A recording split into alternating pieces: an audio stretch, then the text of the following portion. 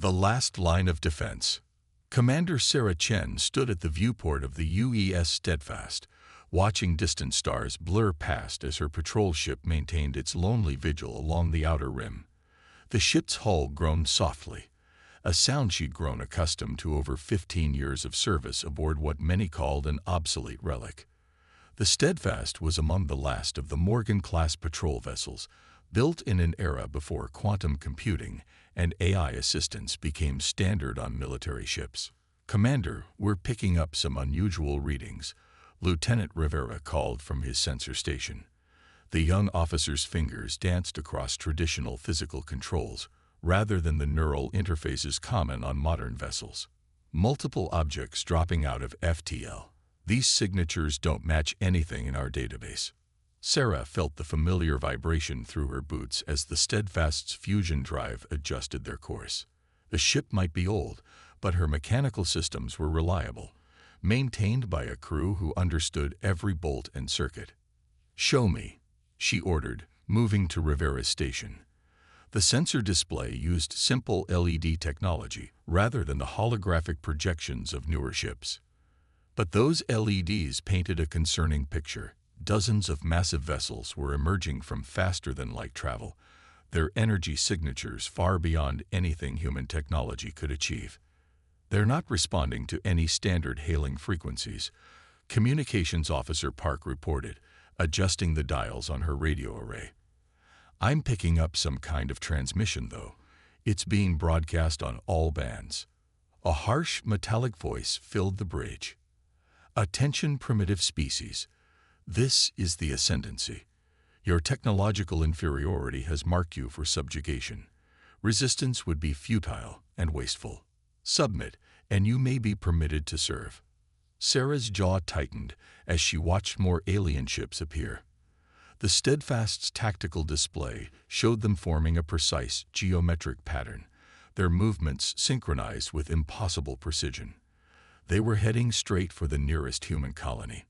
Multiple energy signatures powering up, Rivera reported, his voice tense. "Whatever weapons they're charging, they're unlike anything we've seen before." Sarah studied the tactical display, her mind racing.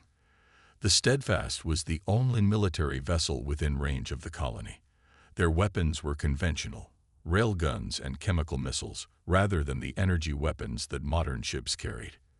By any reasonable assessment, they were hopelessly outmatched. But something about the aliens' movements caught her attention. Their formations were perfect, too perfect. Every maneuver was calculated to mathematical precision, suggesting heavy reliance on automated systems.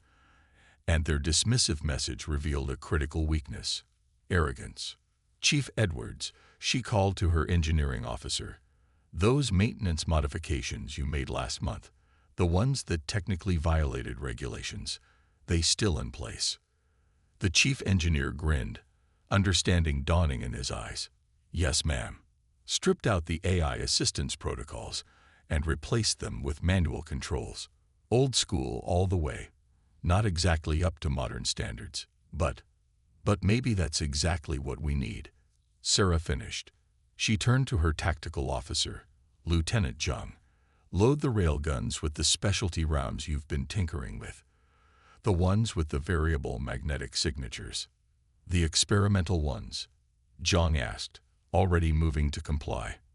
"They're not exactly stable, which means they'll be harder to predict." Sarah nodded.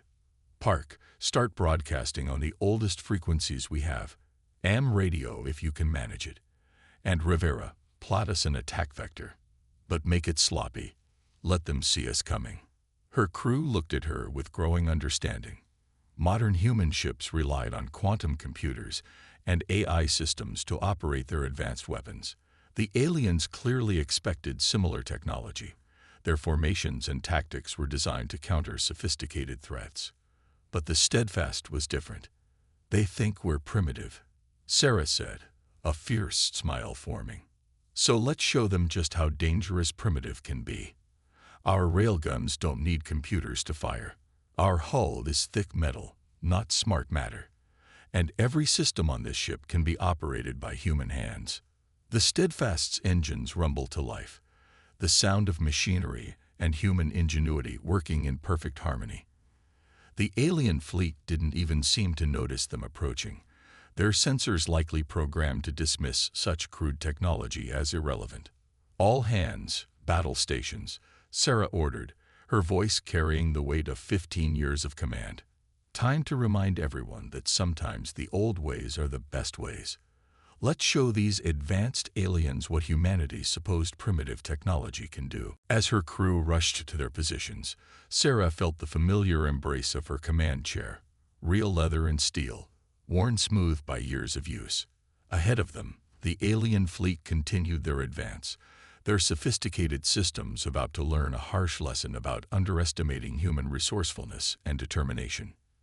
The Steadfast might be considered obsolete by modern standards, but Sarah knew better.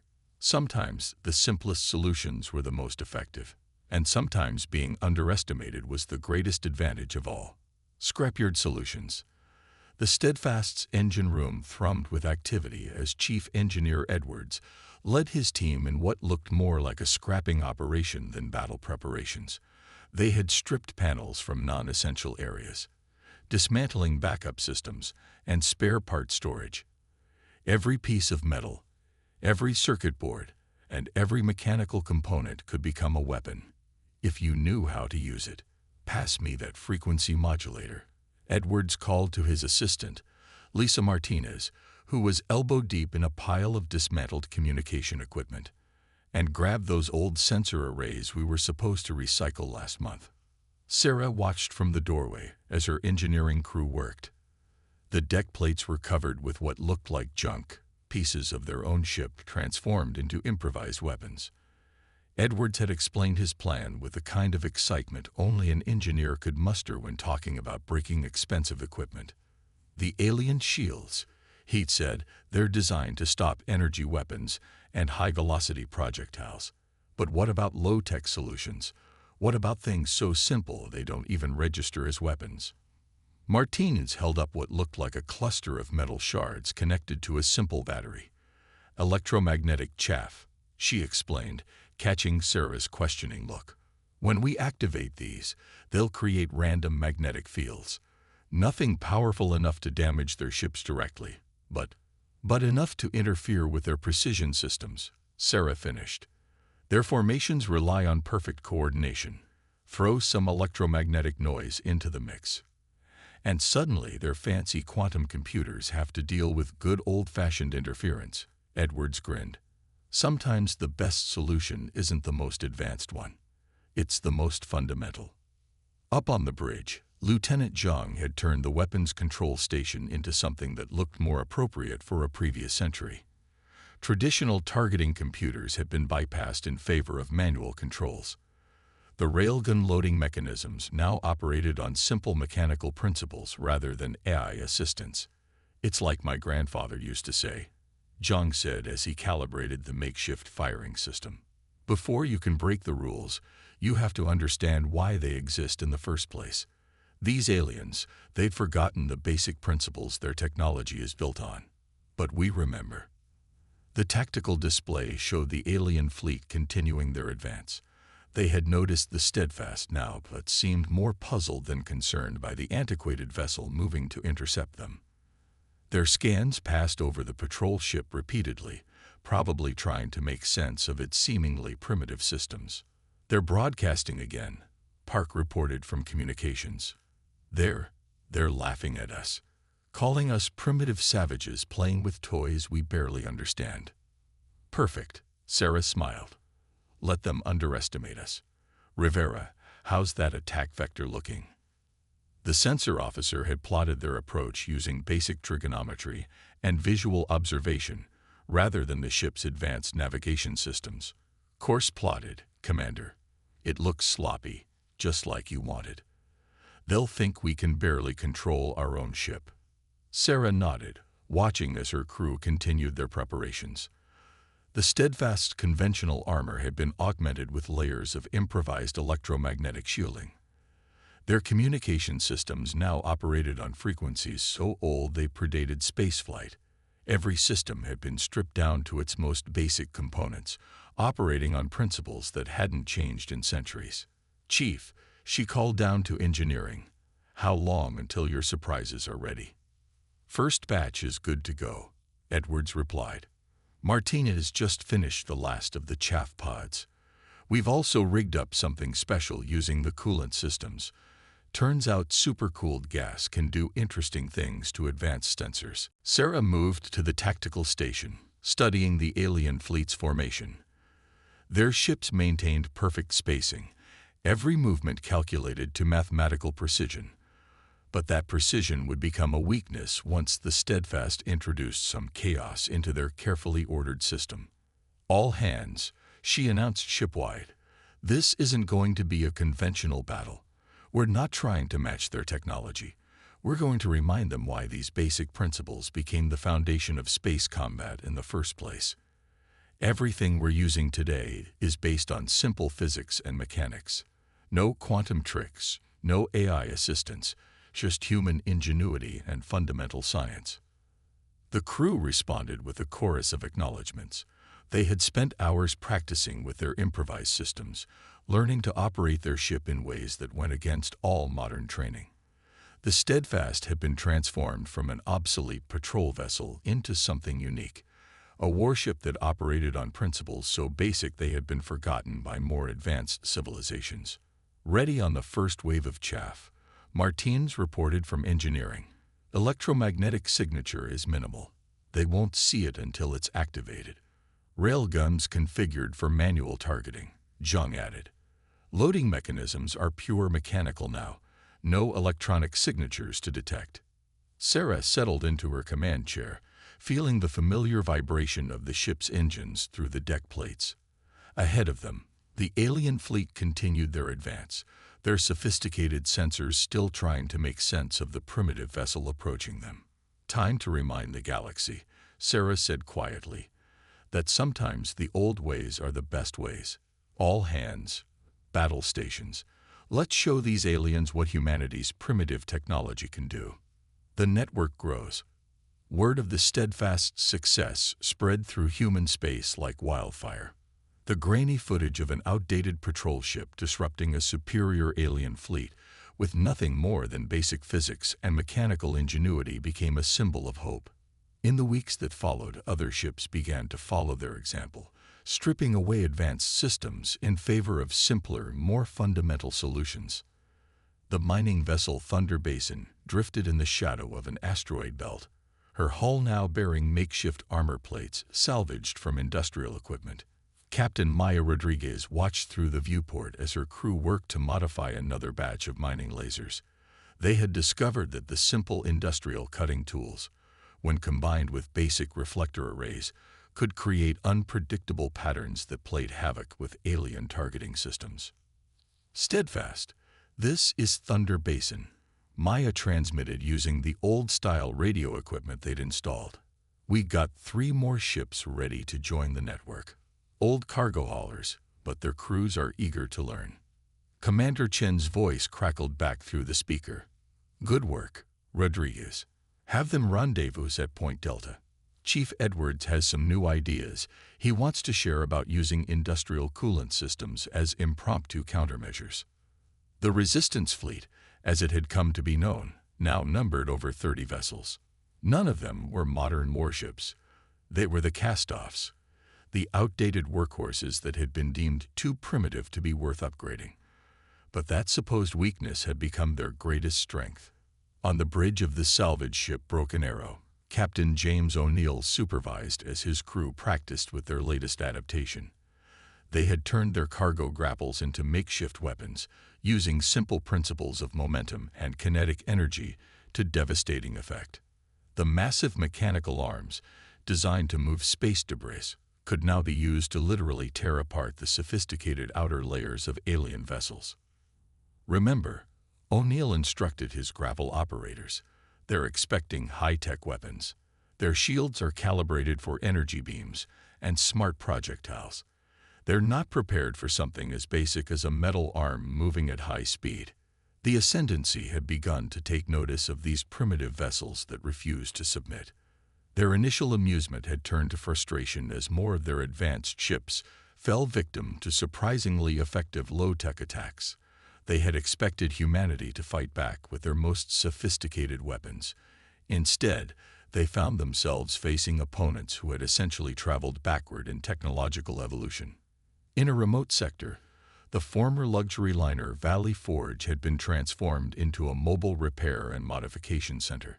Her once opulent lounges now housed workshops where engineers from dozens of ships shared ideas and developed new ways to use simple technology against advanced opponents. The key is understanding the fundamentals. Chief Edwards explained to a group of engineers gathered in what had once been the Valley Forge's main dining room. He had been temporarily transferred from the Steadfast to help coordinate the growing resistance. Every piece of advanced technology is built on basic principles. By going back to those principles, we can find ways to disrupt their systems that they never expected. The gathered engineers nodded, many of them already sketching new ideas or making notes. Among them was Dr. Helen Parker, a theoretical physicist who had abandoned her research position to join the resistance. "It's fascinating," she added, pointing to a diagram on the makeshift display board. "Their quantum communication networks are incredibly sophisticated, but they're still subject to basic wave interference. A simple electromagnetic pulse, generated by nothing more complex than spinning magnets, can disrupt their entire command and control structure." The resistance fleet continued to grow, each ship bringing new ideas and innovations. They developed tactics that would have seemed absurd to modern military strategists, using clouds of metallic dust to scatter energy weapons, deploying networks of simple radio transmitters to create confusion in advanced sensor systems, and turning industrial equipment into surprisingly effective weapons. Commander Chen stood on the Steadfast's bridge, reviewing reports from the growing network of ships. The Ascendancy had begun to adapt their tactics, adding new layers of protection to their vessels. But for every countermeasure they developed, the human fleet found new ways to use simple physics and mechanics to their advantage. Latest intel from the outer colonies, Lieutenant Park reported. 3 more ships have joined the resistance. They're stripping out their AI systems now and installing manual controls. Sarah nodded, studying the tactical display that showed the positions of their growing fleet. What had started as one outdated patrol ship's desperate gambit had evolved into something much larger. A movement that proved humanity's greatest strength wasn't their advanced technology, but their understanding of the fundamental principles that made that technology work. "Send word to all ships," she ordered. "Tell them to prepare for Phase 2. The Ascendancy thinks they've figured out our primitive tactics. Time to show them that we're just getting started." She smiled as she watched more signals appear on the display, representing ships joining their cause. Sometimes moving backward is the best way to move forward. Breaking point. The Ascendancy's response came with devastating force. Their new warships appeared at the edge of the Arcturus system, their hulls bristling with countermeasures specifically designed to resist humanity's primitive tactics. The electromagnetic chaff that had once proved so effective now faced sophisticated dampening fields. The simple kinetic weapons were met with advanced point defense systems that could track even non-electronic projectiles. Commander Chen watched from the Steadfast's bridge as the massive alien fleet approached. The tactical display showed over 50 vessels, each one a testament to the Ascendancy's technological superiority. But Sarah noticed something interesting about their new formations. They were less rigid, less perfect than before. The aliens had learned to be wary of human ingenuity. "They've adapted to everything we've thrown at them," Lieutenant Zhang reported, studying the sensor readings. "Those hulls are designed to resist mechanical interference. They've even got systems to counter our old-style radio transmissions." "Good," Sarah replied, surprising her crew. "That means they're scared. They've committed massive resources to defending against simple technology, which tells us they're vulnerable to it." "Chief Edwards, how's our new project coming along?" The chief engineer's voice crackled through the comm system, accompanied by the sound of heavy machinery. "Ready for testing, Commander." Though I still say this is the craziest idea we've had yet. The Resistance fleet had gathered in force, nearly 100 ships of various sizes and original purposes, all modified according to their evolving strategy. But this time, they weren't planning to attack the Ascendancy vessels directly. They had something far more fundamental in mind. Captain Rodriguez's voice came through the radio from the Thunder Basin. All mining ships in position. Still think this is impossible, but we're ready to try. Nothing's impossible, Sarah responded, if you understand the basic principles. Dr. Parker, would you explain to the fleet what we're about to attempt? The physicist's calm voice addressed the gathered ships. The Ascendancy's technology is built on quantum mechanics and advanced energy manipulation. But they've forgotten something crucial. The fundamental forces of nature apply to everything, no matter how sophisticated. What we're about to attempt isn't complex. In fact, it's probably the simplest thing we could do. The Resistance fleet had positioned itself in a precise formation, but not the kind of mathematical perfection the Ascendancy favored. This was something far more primal.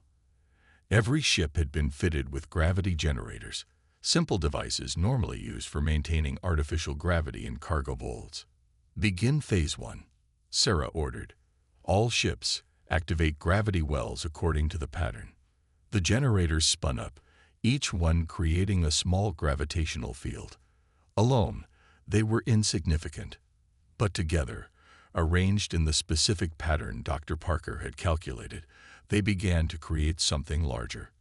The combined gravitational fields started to resonate, building upon each other in a cascading effect. The principle is simple, Parker explained as the fleet watched their sensors. Every object with mass creates gravity. Gravity affects everything, including light, radiation, and quantum fields. By creating this specific pattern of overlapping gravitational waves, the effect became visible as the Ascendancy fleet approached. Their sophisticated sensors, designed to detect energy weapons and advanced technology, didn't register the subtle gravitational distortions until it was too late. The first alien ships began to experience unexplained navigational errors. Their quantum communication networks, relying on precisely maintained quantum states, started to deteriorate under the influence of the varying gravitational fields. It's working, Rivera reported from his sensor station. Their formation is breaking down. Their ships can't maintain precise positioning when the local gravitational field keeps shifting. The Resistance fleet maintained their position, each ship's simple gravity generators contributing to the larger effect. The Ascendancy vessels, for all their advanced technology, found themselves fighting against one of the most fundamental forces in the universe. Their sophisticated systems, calibrated for the precise conditions of normal space, began to fail under the unpredictable gravitational fluctuations. Phase 2, Sarah ordered. Cargo ships, release the payloads. The converted cargo vessels opened their holds, releasing clouds of simple metal spheres. Under normal conditions, such primitive projectiles would have been easily deflected. But in the shifting gravitational fields, their trajectories became impossible to predict. The Ascendancy's targeting systems, unable to compensate for the gravitational distortions, couldn't track the seemingly random movements of thousands of simple metal balls. Sometimes, Sarah said, watching as the alien fleet struggled to maintain formation, the most effective solution is the one they'd never expect you to try. They prepared for our primitive weapons, but they forgot about the most primitive force of all, gravity itself. The Ascendancy ships began to retreat, their sophisticated systems unable to function properly in the distorted space. They had prepared for electromagnetic interference, kinetic impacts, and even the old-style radio transmissions. But they hadn't expected humanity to weaponize gravity itself using nothing more complex than basic generators arranged in the right pattern. As the alien fleet withdrew, Sarah could almost imagine their confusion. They had built their entire civilization on mastering advanced technology, moving so far beyond the basics that they'd forgotten how fundamental forces could be used against them.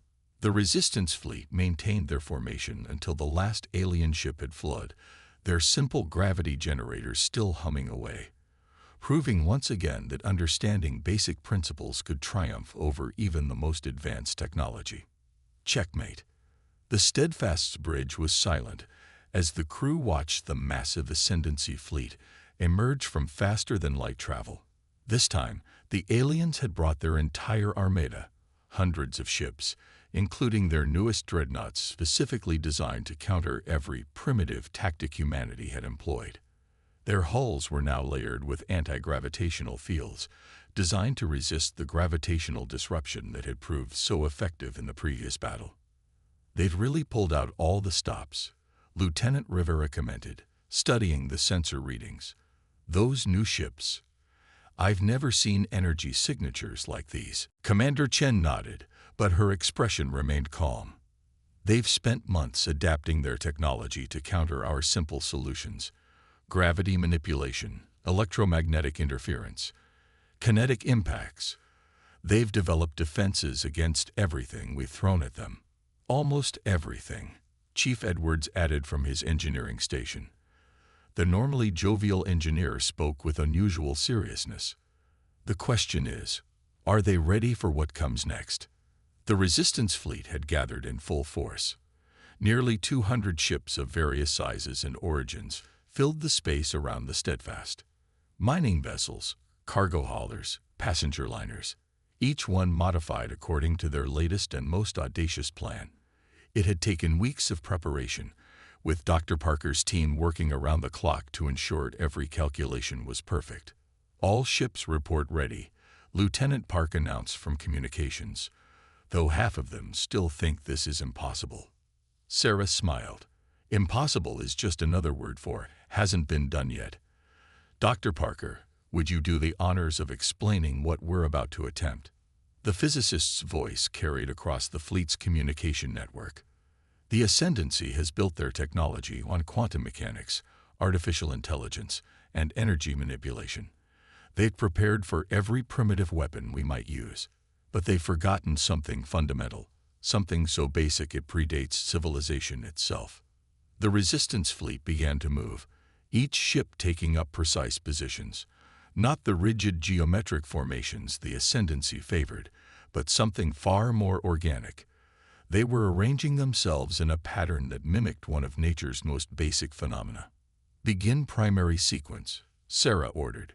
"All ships, initiate thermal exchange protocols."